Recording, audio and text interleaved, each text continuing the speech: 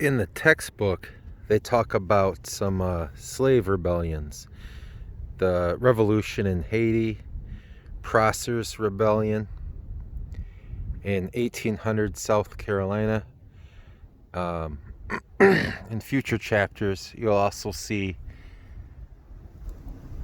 uh, the Vesey conspiracy, which was put down in 1822. Nat Turner's rebellion, 1831. Vesey's conspiracy was in South Carolina. Virginia was the location of Nat Turner's rebellion. And you probably don't need to know the ins and outs of all of these revolutions and so forth, or rebellions, but one key thing to know is that these are slave uprisings, and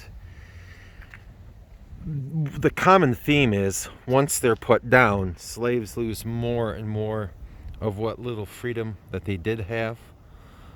For example, a lot of slave owners would let their slaves borrow guns to go hunting, to supplement their food, to get meat, hunt deer, turkey, whatever. And after these rebellions, especially Nat Turner's rebellion in 1831, where in Virginia it's estimated 55 to 65 white people were killed in this rebellion, and a handful of some African Americans in that number. In this rebellion, and then the whites then attacked an equal number of blacks and killed them. Some people even say hundreds more, but we don't know. But many executed after the fact. A lot of slave owners then at that time went ahead and started restricting their freedoms. In fact, one thing to consider too is that then a lot of cities, counties, and states started passing laws. So, like, you can't have a slave touch a gun at any time. A lot of cities, states, and counties and so forth started passing those laws. Other laws passed. You can't teach a slave to read or write. Education's empowering, and you don't want slaves to be empowered because it leads to more potential rebellions. And you just kind of think about just kind of the horrors of being a slave, and it gets much, much worse. Unruly slaves get whipped more oftentimes after these rebellions, sold, quote, down the river to worse locations. And just kind of a quick run through some of these. Prosser's rebellion didn't actually get to the action phase, but supposedly they were going to attack Richmond, Virginia, the capital of Richmond, in 1800. Two slaves kind of turned it in, saying, oh, this is what's allegedly happening.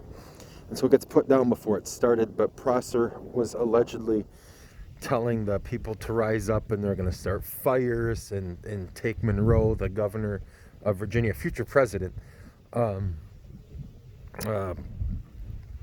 hostage, and so forth. And allegedly said to kill all whites except for Methodists and Quakers and Frenchmen.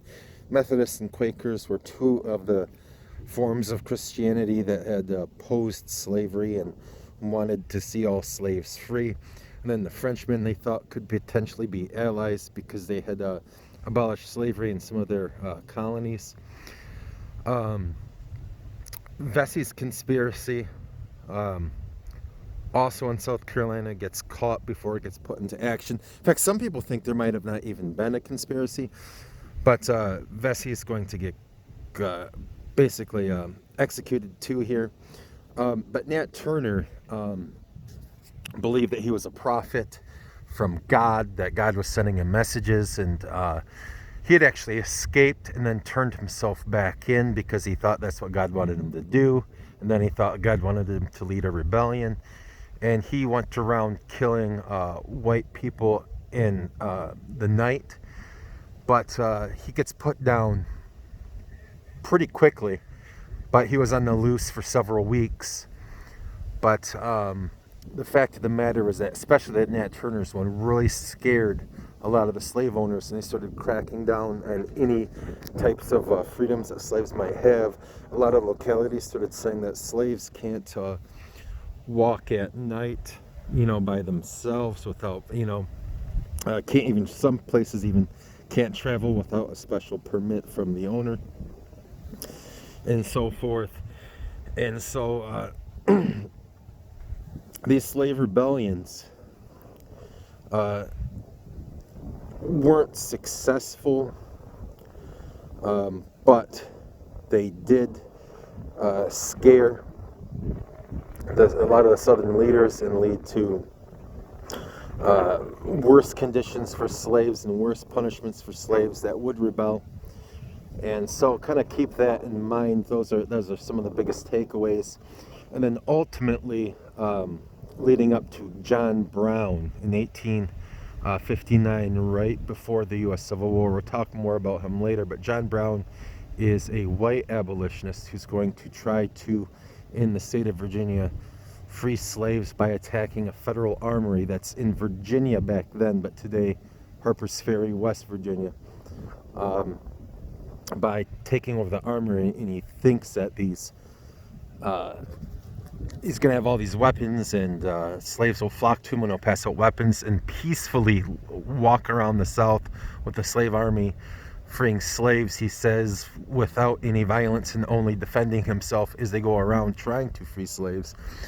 But he gets caught. He doesn't really free any slaves.